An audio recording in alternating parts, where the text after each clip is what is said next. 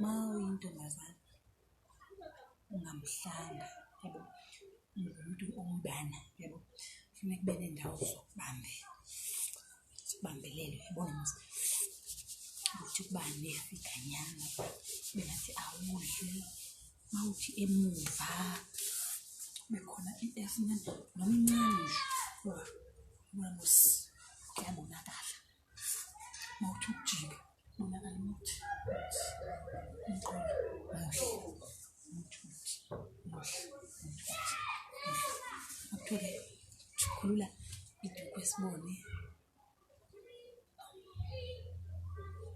vele amahlazo